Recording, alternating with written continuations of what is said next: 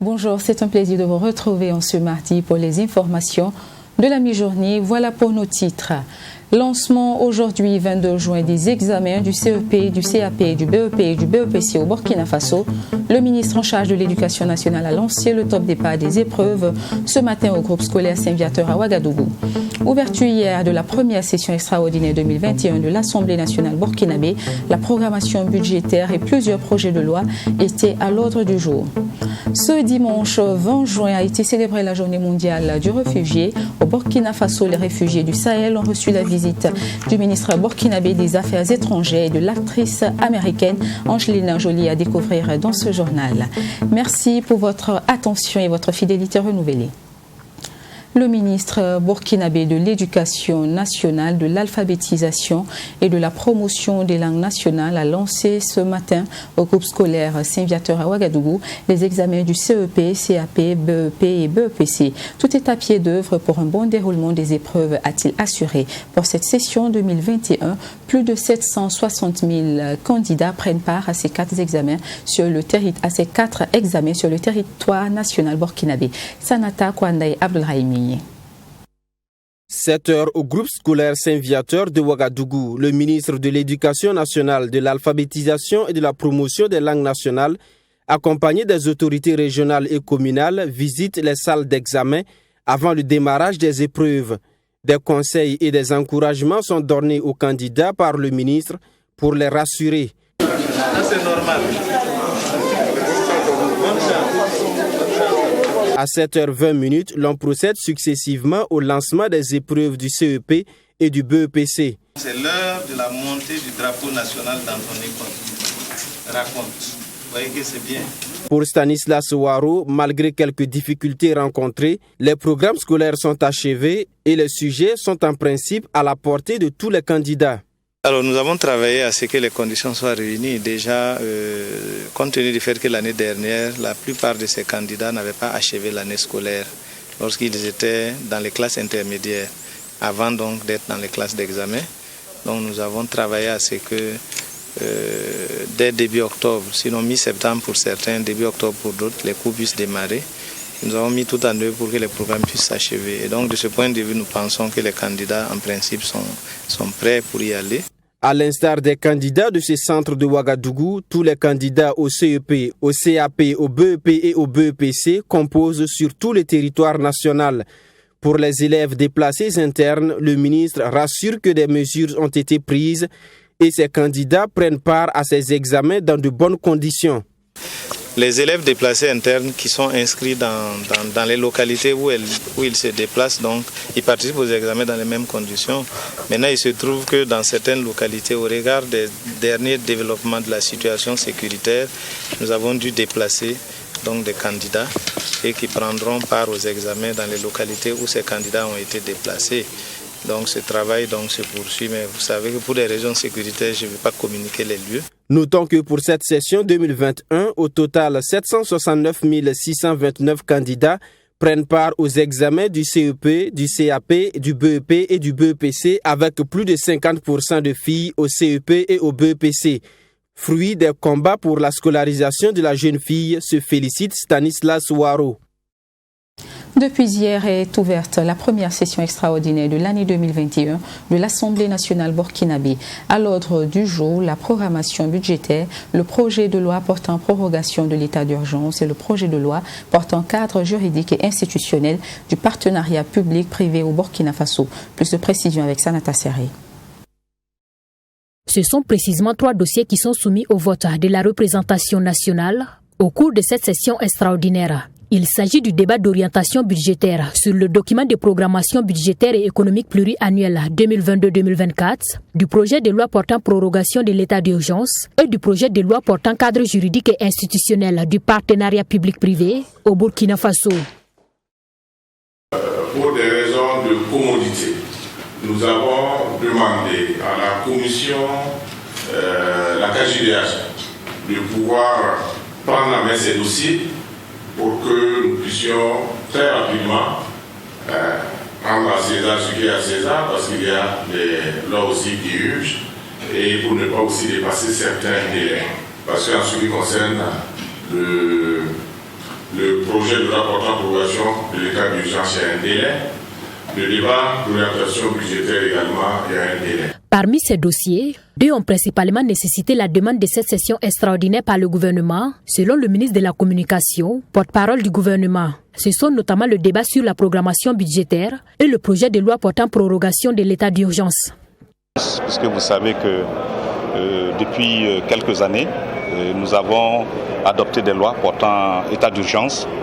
Et vous savez que l'état d'urgence est un régime d'exception de liberté. C'est un pouvoir de police donné aux autorités administratives dans les régions. Et l'Assemblée nationale a toujours donné des délais dans lesquels ces pouvoirs sont exercés. Il se trouve que l'état d'urgence actuellement en vigueur devrait s'épuiser le 12 juillet de cette année. Donc nécessairement, puisque nous sommes toujours dans un contexte de lutte contre le terrorisme et l'insécurité, et les rapports d'évaluation indiquent qu'il y a des acquis de l'application de cet état d'urgence et qu'il y a lieu de continuer naturellement avec ce régime d'état d'urgence. La prochaine séance plénière est prévue ce mardi 22 juin et sera seulement consacrée au débat d'orientation budgétaire sur le document de programmation budgétaire et économique pluriannuel 2022-2024, selon le président de l'Assemblée nationale. Nous vous l'annoncions au titre à l'occasion de la Journée mondiale des réfugiés ce dimanche 20 juin dernier. Les réfugiés de Goudoubo dans le Sahel burkinabé ont reçu la visite du ministre burkinabé des Affaires étrangères et de l'actrice américaine Angelina Jolie, venue commémorer cette journée aux côtés des réfugiés. Une opportunité pour ces derniers d'exprimer leurs préoccupations en cette journée qui leur est dédiée. Fatima Tanikima vous fait le compte-rendu. Ces personnes, pour la plupart, ont été contraintes de fuir leur pays d'origine depuis 2012 pour s'installer au Burkina Faso à cause de l'insécurité. Ils ont trouvé refuge à Goudoubo dans la province du Séno, région du Sahel. Réfugiés maliens, ces derniers ont été forcés de quitter le camp de Goudoubo qui était devenu leur chez-soi pour cause d'insécurité en mars 2020. C'est en décembre dernier que les milliers de réfugiés ont pu retrouver leur camp. Et ce n'est pas un retour sans difficulté selon leurs représentants. Nous plaidons pour une amélioration des différents secteurs respectifs tels que l'éducation, la santé et les abris. Au titre de l'éducation et de la santé, nous plaidons pour le recrutement communautaire et le renforcement des capacités de ces derniers, afin d'aller vers une meilleure responsabilisation communautaire pour mieux répondre au contexte actuel, tant auprès des réfugiés qu'auprès de la communauté haute. En ce qui concerne, Madame, Messieurs, les abris, nous plaidons aussi pour des abris décents qui pourront résister aux intempéries du Sahel, durables et adéquats, afin que ça soit bénéfique à nos frères de la communauté haute après notre statut un jour. Pouvoir répartir chez eux un jour, c'est le souhait de ces nombreux réfugiés qui sont sur le sol burkinabé. Quant aux difficultés qu'ils rencontrent actuellement, le ministre burkinabé des Affaires étrangères dit être conscient et fonde son espoir sur les partenaires du Burkina Faso et le Haut-Commissariat pour les réfugiés. Nous avons espoir qu'avec la présence aujourd'hui à Goudoubo auprès des réfugiés, tout comme hier à Kaya pour les déplacer, que la présence de Mme Angelina Jolie, envoyée spéciale du Haut-Commissaire pour les réfugiés, nous avons grand espoir donc que cette attention, l'attention que le ACR a pour le Burkina Faso, que les partenaires ont pour le Burkina Faso, que cette attention va être plus accrue pour ces populations et pour le gouvernement. Venue commémorer la Journée mondiale des réfugiés au Burkina Faso auprès des réfugiés maliens, l'actrice américaine Angelina Jolie a plaidé pour la cause de ces personnes. Il y a 10 ans, une personne sur 159 était déplacée de force. Aujourd'hui, une personne sur 4,25. Et ce chiffre est en augmentation. Nous devons prendre conscience du tournant dans lequel se trouve le monde, avec tant de conflits en cours et la très réelle possibilité de voir le changement climatique obliger dans l'avenir des dizaines, voire des centaines de millions de personnes à quitter leur foyer sans possibilité de retour. Ce n'est pas que nous soyons à un point de rupture, c'est une rupture. La Journée mondiale du réfugié, édition 2021, a été commémorée sous le thème « Ensemble, on guérit, on apprend et on rayonne ». La célébration au sein du camp de Goudoubo a permis aux réfugiés de montrer leur savoir-faire artistique et culturel. Démantèlement d'un réseau de malfaiteurs par le commissariat de Nongre-Massom, les 6 membres de cette bande ont été présentés hier à la presse. Ces présumés délinquants spécialisés entre autres en faux et usage de faux, en écriture publique et contrefaçon des sceaux de l'État burkinabé ont été interpellés. Détail avec Maxime Jean-Hugues Bombara. Ils sont 6 à être mis aux arrêts grâce à l'action conjuguée du commissariat de police de Nongre-Massom et la douane. Membres d'un réseau de présumés délinquants, ils sont spécialisés dans les cas de bris de scellés, vol et altération de balises de transit et câbles électroniques, fraude de marchandises, faux et usage de faux en écriture publique et contrefaçon des sceaux de l'État. Tout est parti d'une plainte que la brigade de recherche et d'intervention du commissariat de police de Nongre-Massom a reçue le 25 mai dernier du bureau de suivi du transit de la Direction générale des douanes et du COTECNA pour les infractions suscitées. Suite à cette plainte, une enquête préliminaire a été ouverte. À la suite de cette enquête, 5 balises, un lot de documents composés des états de chargement, des acquis douaniers, à partir de la frontière des bons de sortie de douane, des bordereaux de sortie de la chambre de commerce, des documents du Conseil burkinabé des chargeurs contrefaits, un cachet de la chambre de commerce contrefait, un cachet payé en espèces, un dateur, un encreur, des documents de douane ont été retrouvés lors de la perquisition au domicile respectif des mis en cause. Selon la commissaire principale de police, cette bande menait ses actions depuis les frontières nationales jusqu'à la ville de Ouagadougou, suivant 2 modes opératoires. D'une part, ils approchaient leurs victimes afin d'obtenir les frais de transit de leurs marchandises. En effet, le chef de la bande, en la personne de ZO alias Oussou, qui possède des documents douaniers contrefaits, est chargé de convoyer les conteneurs ou les camions à l'espace du projet Zaka ou à la cité Asekna à Ouagadougou. Pour les livrer à ses acolytes, après avoir vandalisé les balises préalablement installées depuis les frontières nationales par Cotekna Burkina Sal. D'autre part, ils utilisaient les bordereaux de sortie et autres documents contrefaits pour soustraire les conteneurs ou les camions des formalités douanières de Ouagadougou, de Ouagaroute, avant de les livrer à leurs commanditaires après avoir vandalisé les équipements électroniques.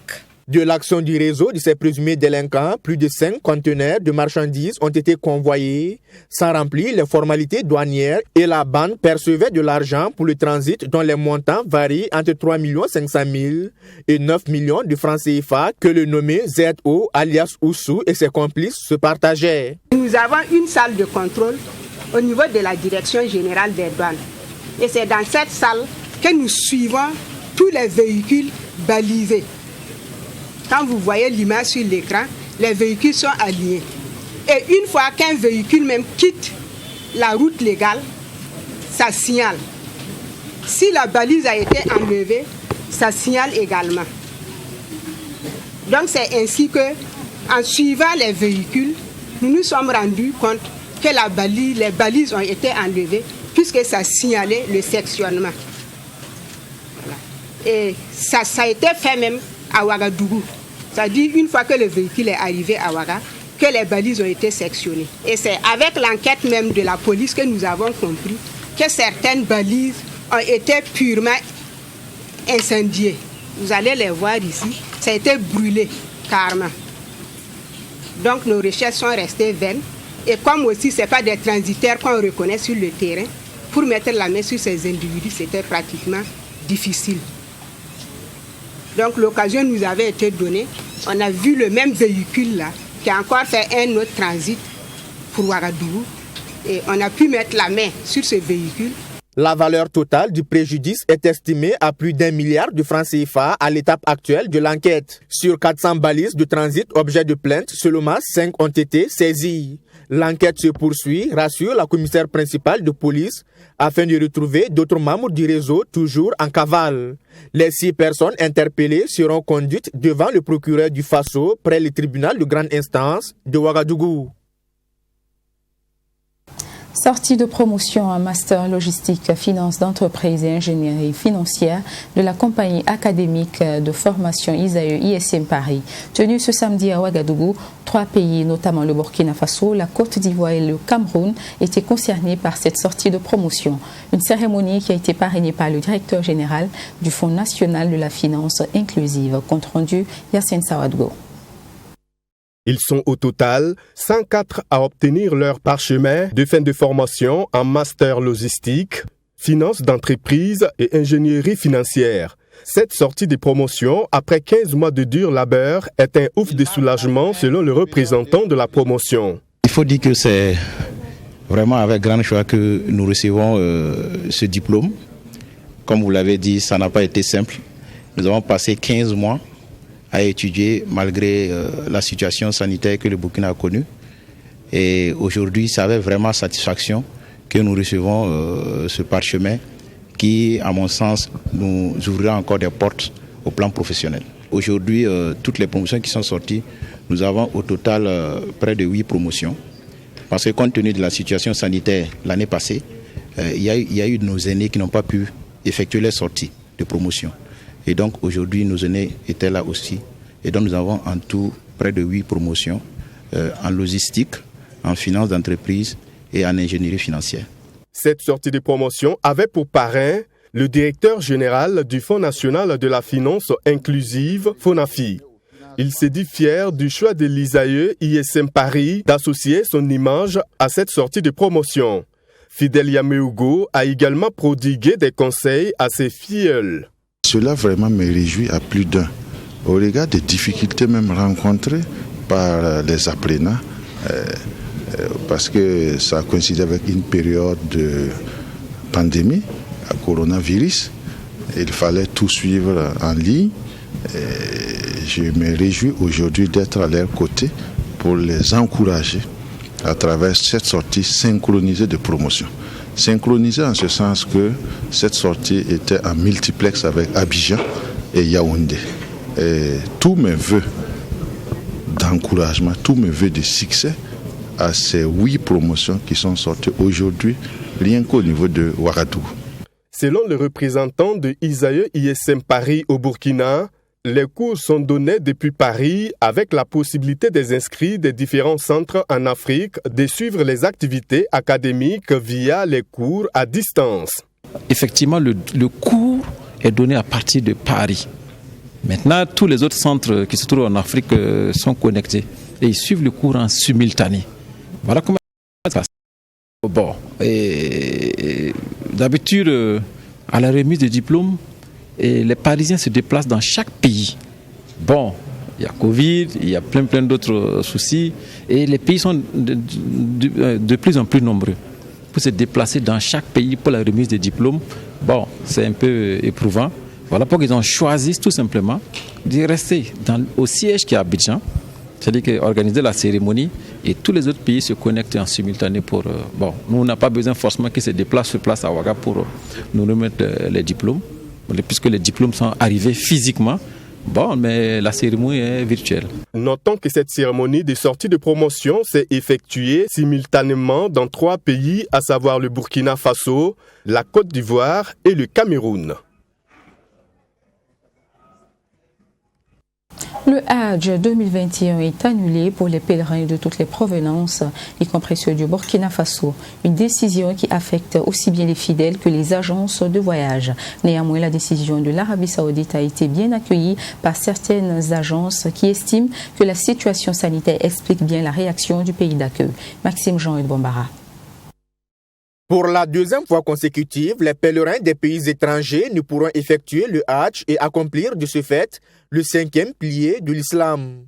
Seuls les pèlerins résidant déjà en Arabie Saoudite sont exempts de cette décision du gouvernement saoudien. Une décision jugée compréhensible par les agences de voyage impliquées dans l'organisation du Hajj au Burkina Faso, mais qui porte tout de même un coup dur à leurs activités. Comme l'information est générale, et ce n'est pas la faute à l'agent du voyage, ce n'est pas la faute pèlerin. Donc c'est une situation qui est arrivée, donc tout le monde comprend. Alors cela fait 2 ans que nous pouvons dire que c'est zéro activité pour les agents de voyage, menant des activités d'organisation du Hajj. Déjà, si vous recevez par exemple des versements ou des avances pour un candidat pèlerinage, et pendant ces 2 ans, vous faites zéro activité. Alors, l'impact est vraiment réel. Alors, surtout quand vous avez des charges à payer. C'est-à-dire, il y a les impôts, il y a tout un tas de trucs, et il y a des travailleurs. Bon, il y a ceux-là qui sont occasionnels, qui sont là. Bon, vous devez gérer tout ça. Et le local que vous payez, vous devez gérer tout ça. À Al-Bouchra Voyage ou Sana Voyage, difficile d'estimer le manque à gagner en 2 ans d'inactivité, surtout avec 2 contingents de pèlerins, ceux de 2020 et de 2021, qu'il faut désormais gérer cas par cas. Nous avons à peu près 100 et quelques pèlerins qui sont à notre niveau, qui sont tous, en tout cas, ils vont effectuer une bonne partie des versements. Avec les pèlerins passés, on se tourne avec presque 200 comme ça, 200 candidats. Et certaines viennent pour réclamer de rembourser ce qu'ils ont versé. Alors vous savez, si vous prenez l'argent de quelqu'un, vous ne gardez pas pendant 2 ans et on revient, bon, pour que vous le remboursez. Alors c'est normal parce que bon, l'argent qu'il a déposé, vous n'avez pas...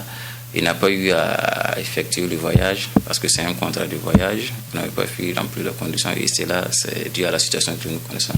Alors, vous allez le rembourser à 100%, à l'intégrité comme ce que vous avez reçu. Vous imaginez un peu voilà, qu'est-ce que ça fait à l'entreprise. Bon, il y a certains pèlerins qui veulent retirer leur argent, ce n'est pas un problème, c'est tout à fait normal. Mais ce qui est sûr, ceux qui veulent partir à la Mecque, moi je le conseille de retirer leur argent. Pourquoi je dis cela? Parce que si vous voyez que même les pèlerinages ne réussissent pas ici au Burkina, ça veut dire qu'on ne peut pas savoir quand est-ce qu'on va louer nos avions parce qu'on n'a pas un nombre déterminé. Dans les autres pays arabes ou des autres pays, les pèlerins paient 5 à 10 ans avant d'aller. À partir du moment où si une pèlerinage arrive, on compte le premier jusqu'à 1000, ce qui se suit. On enlève là-bas et l'année prochaine, c'est les autres que je suis. C'est pour ça que vous voyez les autres pays arrivent à organiser de bons pèlerinages. À cela s'ajoute le paiement des impôts pour lequel ces agences de voyage demandent un allègement afin de faire face aux différentes charges. On nous appuie encore des impôts. Si au moins on disait, bon voilà, vous n'avez pas pu travailler, voilà, c'est que c'est là, on vous dispense de cela, c'est là, au moins... L'argent des pèlerins est tranquille. Mais si on prend l'argent des pèlerins payé qui n'a pas voyagé, et la personne, s'il veut son argent, où est-ce qu'on va sortir? Il faut chercher ailleurs pour venir compléter. Alors concrètement, je ne sais pas ce qui va se passer réellement au niveau du ministère pour soutenir les agents de voyage. Mais moi, de mon point de vue, ce que moi j'aimerais souhaiter, c'est qu'au niveau de l'administration fiscale, alors qu'il y ait beaucoup de choses que l'État doit regarder à ce niveau pour alléger, pour permettre à ces entreprises de pouvoir fonctionner. Ces agences de voyage disent donc avoir désormais les regards tournés vers le ministère en charge des cultes pour sortir de cette situation difficile. La pandémie du Covid-19 reste le principal mobile de l'annulation du Hajj 2021 et donc le principal bouc émissaire sur qui jeter l'anathème, et ce malgré l'apparition du vaccin qui semblait donner des lueurs d'espoir. Du 16 au 23 octobre prochain se tiendra la 27e édition du Festival panafricain du cinéma et de la télévision de Ouagadougou. Le lancement officiel des activités du FESPACO 2021 a été donné hier au Ciné Burkina. Pour l'occasion, le visuel de la Biennale du cinéma africain a été présenté. Le choix de ce visuel est porté sur la princesse Yeninga, une figure emblématique du Burkina. Le pays invité d'honneur est le Sénégal. Michael Toukri vous fait le compte-rendu. Le visuel de la 27e édition du Festival panafricain du cinéma et de la télévision de Ouagadougou FESPACO, présenté officiellement. Une édition qui se tient dans un contexte de défis sécuritaires et de crise sanitaire. Pour le comité d'organisation, toutes les dispositions seront prises pour une réussite de la Biennale du cinéma africain. 1132 films ont été enregistrés par l'équipe du FESPACO. Ce rendez-vous de la capitale burkinabé annonce de grandes innovations, selon le délégué général du FESPACO. Nous avons la compétition officielle. Cette compétition officielle, c'est les films long métrage, fiction, documentaire, films d'animation, les films d'école et les autres. Mais les autres sections dont j'ai parlé tout à l'heure, maintenant, c'est la section enfants. Nous avons juste remodifié le nom qui s'appelle FESPACO Soukab, c'est-à-dire enfants. Nous avons aussi la section perspective. Ça donne plus de possibilités à ceux qui sont au premier et à leur deuxième film. Vous êtes tous d'accord avec moi qu'un réalisateur à son premier et son deuxième film, c'est la situation la plus délicate de sa carrière. Et comme au niveau de la sélection officielle, nous passons maintenant à 15 films. Il faut donner beaucoup plus de possibilités à ces jeunes-là de concourir dans leur section. Mais cela ne veut pas dire qu'ils seront exclus de la compétition officielle et long métrage. Pour cette 27e édition, le Sénégal est le pays invité d'honneur. La cérémonie d'ouverture se tiendra au Palais des Sports de Ouaga 2000. En plus des projections de films, le marché international du cinéma africain MICA, la rue marchande sont maintenus. Sur la question du défi sécuritaire et sanitaire, le ministre en charge de la culture rassure les festivaliers. Je crois que les festivaliers doivent se rassurer, mais également tous les partenaires techniques et financiers doivent être rassurés que nous tenons à ce que ce FESPACO puisse se tenir dans de bonnes conditions, non seulement sécuritaires, mais également sanitaires. Le gouvernement travaille à prendre en tout cas toutes les dispositions pour que nous puissions nous sentir en sécurité à Ouagadougou en octobre pour le festival de Ouagadougou, le festival en tout cas du cinéma de Ouagadougou.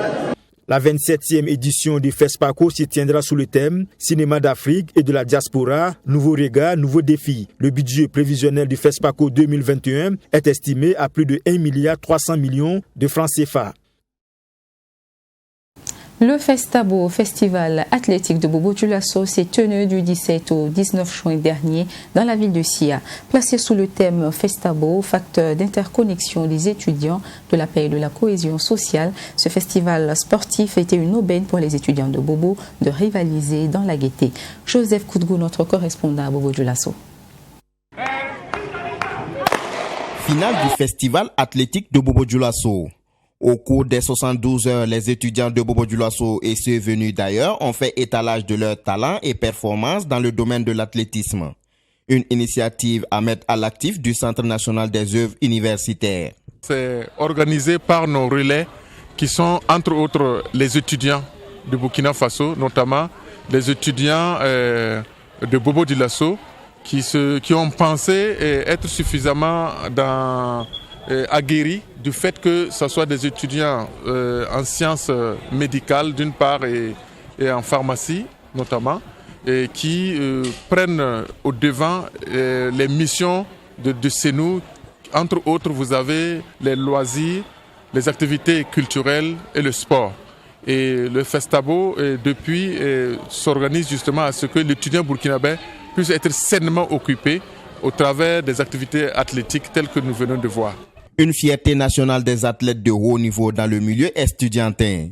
Et sur le plan technique, la satisfaction était également au rendez-vous, se réjouissent les organisateurs. Il y a des athlètes qui sont des meilleurs du Burkina, qui sont tous des étudiants. Et particulièrement dans cette compétition, nous avons pu remarquer des grands athlètes. Vous voyez, celui qui a remporté les 100 et les 400 hommes est en deuxième année médecine. Donc il est jeune, il est très performant. Il a été tout récemment à Zaria au niveau de Kaduna au Nigeria, ils ont remporté des médailles.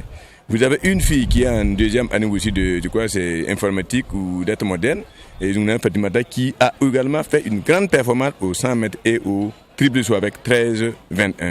En dehors de ça, nous avons certains étudiants qui ont fait de grandes performances au niveau du triple saut, et je crois que c'est par ces actions-là que nous pouvons vraiment avoir des étudiants sains, avec des grandes intelligences, pour être des hommes productifs et pour être aussi des ambassadeurs du Burkina Faso à travers le monde par rapport aux activités sportives. Cette compétition est une trouvaille de l'association estudiantine pour la promotion du sport universitaire.